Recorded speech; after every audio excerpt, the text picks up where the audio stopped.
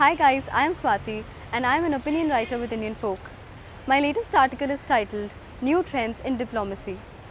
Diplomacy is basically an instrument that modern nations employ in order to achieve their national interest in the international scenario, and it basically involves the process of deliberations and negotiations by different countries and governments so that the conflicts between the interests of these particular countries can be resolved in a peaceful manner and that global international peace and security can be maintained.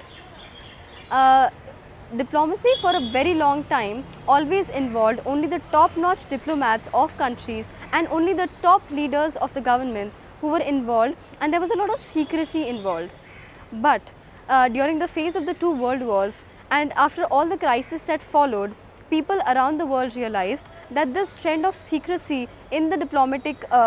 behavior was a cause of great problem and a cause of worry for all the nations, because this kind of secrecy does not allow masses to know what is actually going on and what is coming forth for them.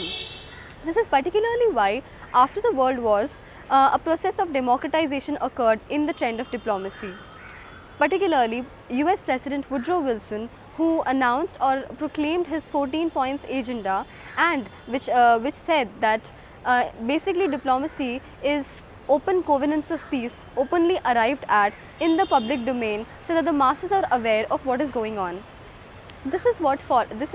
led to a scenario where diplomacy today basically is more democratic, it is more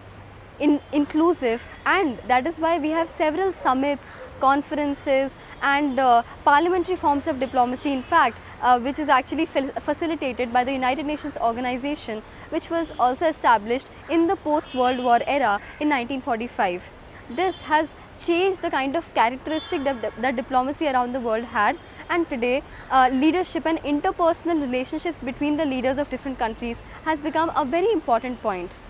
Basically, diplomacy means peace through accommodation, and however some critics of political science have pointed out the facts that diplomacy involving leaders and governments of various countries and actually involving the knowledge of masses and media is problematic, because it makes diplomacy a fish market, whereas it is actually supposed to be very limited and very exclusive, so that only the top-notch levels can actually decide on the frameworks that diplomacy is going to follow. People have also believed that